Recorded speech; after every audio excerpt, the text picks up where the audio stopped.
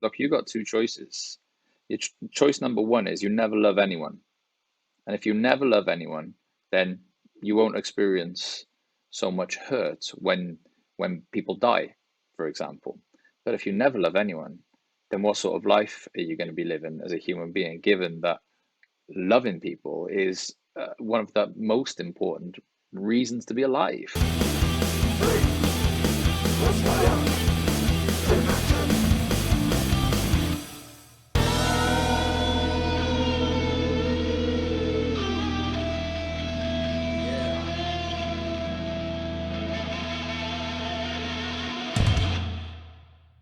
Welcome everybody to another episode of Not the Easy Way. I'm Claire McGuiggan and I'm here with my co-host on Not the Easy Way, Peter De Lima. And we are really pleased today to have Dr. Nic Hooper joining us for a conversation. So welcome, Nic. Thanks for joining us. It's really great to have you with us. You are a senior lecturer in psychology at the University of the West of England. Is that right? That's right. Correct. Yeah, That's correct. Great. And you kind of are particularly interested, you specialise and publish in the area of ACT or ACT. People might hear us referring to ACT, which stands for ACT, which is acceptance and commitment therapy. And you've published widely in that area. But probably most importantly for today, and a lot of our conversation will be around, you have a book coming out in July called The Unbreakable Student.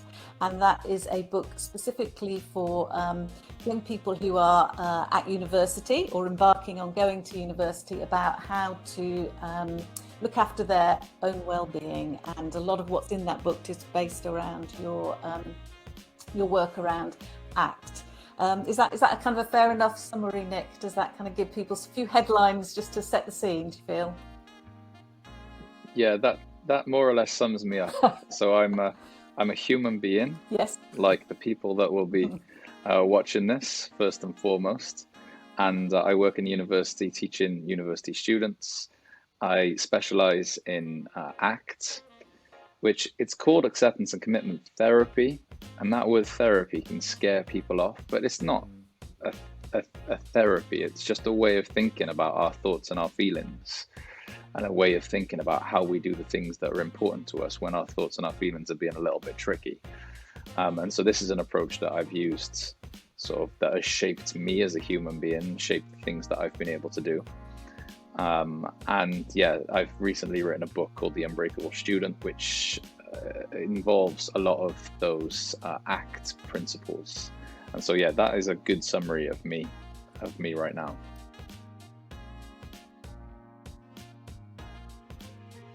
We do a would you rather question just before we get into talking more about your work. And the would you rather for you today is, would you rather be able to time travel into the past or into the future? If you could only choose one, which would you choose? Well, what a question. Okay, so would I rather time travel into the future or into the past?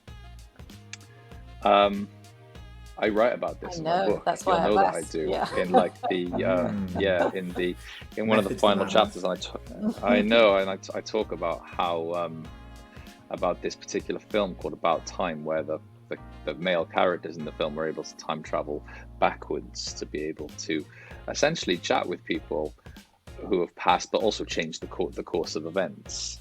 And I almost think that time travel to the past might be heartbreaking, because you would go there and essentially relive things that are now lost to you, and there might be something heartbreaking about. But having said that, I would love to go and walk around Victorian London. I'd love to, go to France when Napoleon was doing his thing, obviously from a safe distance, or sort of like visit historical things that were happening and see them for your own eyes rather than what was written in the history books. But I just think that if something particularly tragic had happened to people that I love, I would probably end up using that skill to go and see them, knowing that I had to come back to the present moment where those people no longer existed. And so I would probably choose to time travel into the future, to get a glimpse into maybe like my son's life or my granddaughter's life. That I'd probably use it to see how technology advances or ruins the world. I'd probably be interested to see those. So I'm going to choose go into the future rather than go into the past. Okay. Yeah.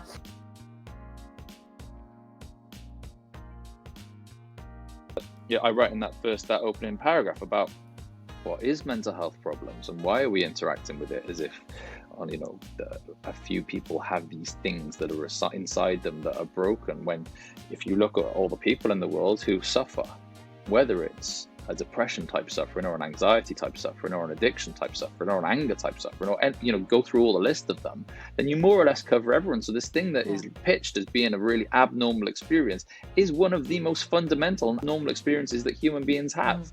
And it's our fight against bad feelings or negative feelings that you don't want. That's where the problem lies, not in the unwanted feelings that themselves.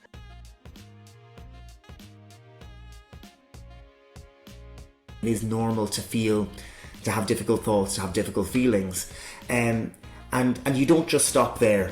You don't just stop with normalizing it and saying we all have this. You say, well, actually, even though you have those difficult thoughts, difficult feelings, there are still things that you can do that could potentially help you. And I particularly love the bit where you were talking about how when things are really, really difficult, when you are, for example, experiencing maybe very strong depression or strong anxiety, that the best thing you can do is try to maintain some sort of balance in that time, so that you don't make it harder to make things better for yourself when you are feeling That's better. Right. I don't know if I've kind of articulated that nicely, but I thought that was quite nice, because I think when people are in the pits of despair, for example, it can be likely that we, turn to eating or turn to hiding ourselves away or whatever way you choose to cope. And then what could the aftermath be of that when actually you feel a bit more able to cope with the difficulty? Well, then you've just eaten 7 tubs of Ben and Jerry's, or you've been away from your friends for a whole month, so then you have to deal with that. So I really like that point that you made. That stood out to me as something really strong, actually. I think that there are two things about that I love, which is, one, it illustrates the transient nature of feelings. Because of course, when you are feeling a particular way, one of the main things that goes through your mind is this ever going to change? Am I going to be here in this hole forever? And we know now at this stage in our life that good feelings and bad feelings, they come and go like the clouds. They come, they go, and as things change around our life, and usually when we're feeling a little low, you can pinpoint it to very specific things that are going on, like exam stress, for example, or coursework stress, or not getting on with classmates, or having an argument with parents, or losing someone, or whatever. Usually we can say, oh, well, that's probably why I'm feeling this way. So it's that transient nature of feelings, that they change, I think is a really important thing and a reassuring thing when you're feeling pretty low. But then the other thing is, when you are feeling pretty low, don't do things that are going to make the mountain bigger to climb when you do come out of that feeling, because otherwise you're going to be back in the hole sooner than you can think.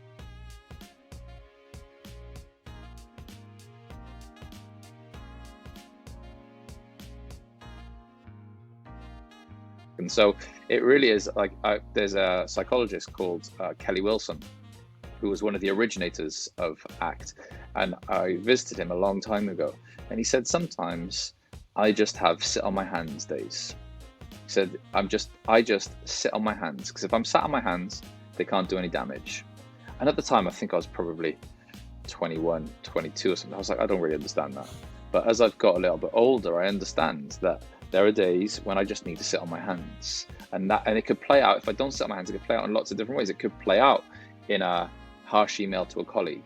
It can play out being speaking to my wife in not the optimal way. It can play out with alcohol, or it can play out with food. There are lots of different things you can do, which are essentially responses to not wanting to feel a particular way, that will make the mountain bigger to climb once you come out of it. And so, yeah, it's a good, just try and keep your feet moving without doing too much damage. And sometimes that's all you can do as a human being.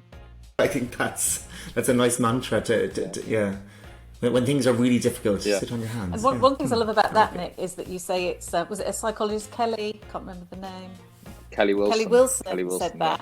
And you think, so it's one of the psychologists who was fundamental in setting up ACT, still had days like that, you know, days where you could have been self-destructive, days when you weren't moving in the right direction. And I think you said that as well, was it in the book, or I've also listened to your podcast with Pookie, and I think you might have said there that actually sometimes you go back to your own book to read bits in it to remind you of actually, this is what's helpful, this is what I need to remind myself of. And that's, you know, that humanizing as well. It's not just, so we might, as psychologists, we've got this knowledge because we've read the books and we've done the writing and we talk about it, but actually we still need it every day. It's not like that once you've got the knowledge, then you've got life sorted. It's like, it's knowledge that you keep needing to come back to remind ourselves of, to use in different ways, failing, picking ourselves up again, sitting on our hands, you know, all those sorts of things.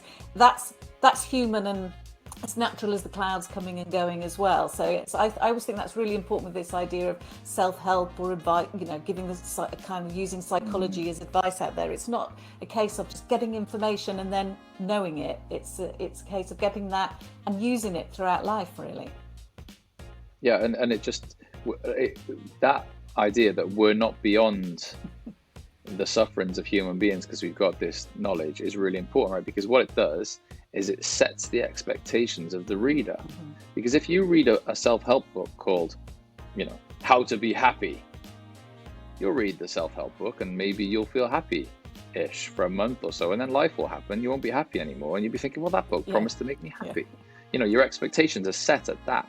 Whereas, like, if you're seeing psychologists who know this stuff, not, you know, having these ups and downs and that being a normal part of life, then when those things come along for you, you'll be thinking, well, yeah, okay, this is the way, this is par for the course, this is what should be happening, but I still know those things, and so I know I've got some techniques and some information for what to do, and maybe those things will change things for me.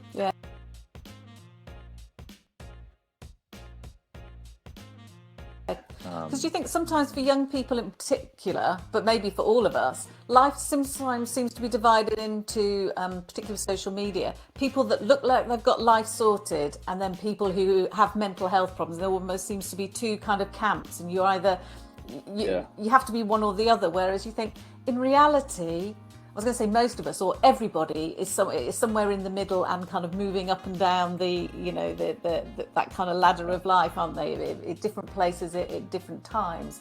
But I think particularly social media and, you know, Twitter and things, some people are actively presenting that, aren't they? And, you know, and you think, well, I might have the odd day now and then where I could put something on social media and look like I got my life sorted, but it would be quite fleeting, you know. I could have other days where I probably wouldn't put it on social media, and I would be like, no, I'm really just doing my best to sit on my hands and not do anything more self-destructive today. But that doesn't come across necessarily, which is why I think maybe some of my reticence about the term mental health, you know, as if you're right, it's either something you've got or something you haven't got. I know a person who works with influencers.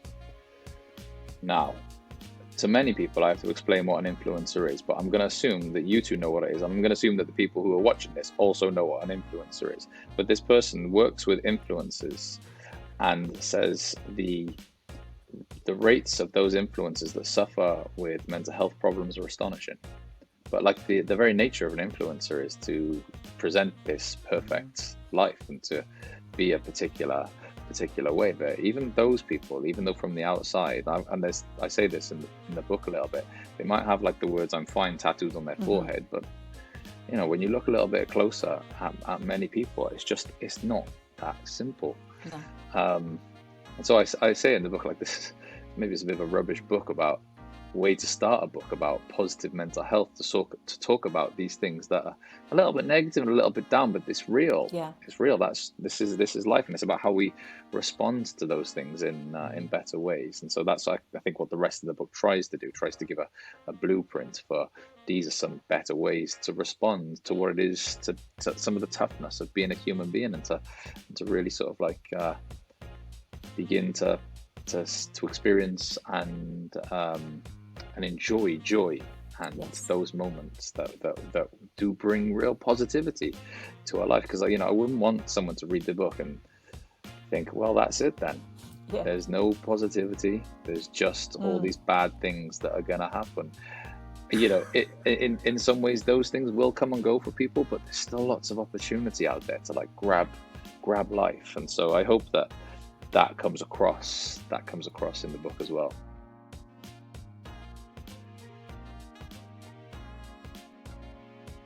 I think what comes across really nicely is the idea that in order to get access to the good stuff, to those beautiful moments, sometimes we have to go through the gravelly, not so nice bits of life. And I think that's an important message, you know. So we can't expect it all to be rosy. But if we start avoiding those things that are tricky or difficult, we might miss out on those kind of nicer moments. I think that's one of the points that you made in the book, particularly in the chapter about giving yourself to other people, because often that's where the real joy is as well, isn't it? In that those moments of real deep connection with other people that you really love, they are inextricably bound up also with pain and loss, and you can't have one without the other. So when you talk about loss, you can only lose something that you've really valued and that has brought you joy. And if you have something you really value and brings you joy, it's not going to last forever. So it's like that coming and going is that. And I think I like the illustration that you have, don't you? Actually have the coin in the book with the coin. With the was it love on one side and pain on the hurt other, on the other side. That's it, hurt and pain. Like this, I've tried to be blunt in places and try not to dress things up, because I think that can be patronizing. But you know, that chapter essentially says, look, you got two choices. Your choice number one is you never love anyone, and if you never love anyone, then you won't experience so much hurt when people die, for example. But if you never love anyone, then what sort of life are you going to be living as a human being, given that loving people is one of the most important reasons to be alive? Like, why be alive if we're not going to be in the relationships game? Your other choice is to love people. And the thing is if you love people, stuff can happen to them. And if stuff happens to them because you love them, it's going to bring a whole load of pain to you. And so you've got to choose pain. That's what love is. Love is choosing pain, but it's also the right move, because we don't want to have a life without love. And that's whether people like it or not. That's the choice. That's the deal. Like, I wish there was like some other way, some other choice or option there, but there's not. And so that's it. Those are your options. You get to choose your own person. You get to distance yourself from people and not love, or you get to love knowing that one day you'll feel hurt. And that's the same for all human beings. Yeah, I guess the other option would be avoid. So you can avoid the joy and love and commitment in order to avoid the pain. But that brings us back to kind of one of the central kind of things early in the chapters in the book, isn't it? Understanding that avoidance in itself will limit you, and it will limit you might avoid things in order to avoid discomfort, ultimate pain, but it will limit you in other ways, in that it will also prevent you from experiencing the joy and achieving your goals and all those other aspects. Okay, well, thank you for your time and coming to talk to us today, Nic. You can hopefully tell that when I said at the beginning how much I love the book, I really have, with all the questions that could have taken up so much more of your time, really talking through this, because it just chimes so much with our mission and our aim. So, I think the book's out in July, so I would urge everybody who is at university, going to university, and or just a person, just a human being in the world thinking about how to live life, to read it. It really brought home in such a clear, accessible, genuine, and I think your voice and sharing your experience the way you did, and it was so genuine. I would fully recommend it to everybody. So thank you so much for your time. If anybody wants to find you, follow you, how would you recommend they go about finding you? I'm on Twitter, but I don't think a lot of young people are actually on Twitter, it turns out. But I'm on email. You can find me on the internet easily, easily enough. If anyone's got feedback, I'd love to hear people's feedback. If they buy the book and they want to drop me an email, then that would be great. Thank you so much, Nick. It's been really, really wonderful talking to you, and a really insightful conversation. And the difficult part will be trying to find the bits to include in our short version. So, yeah, thank you very much.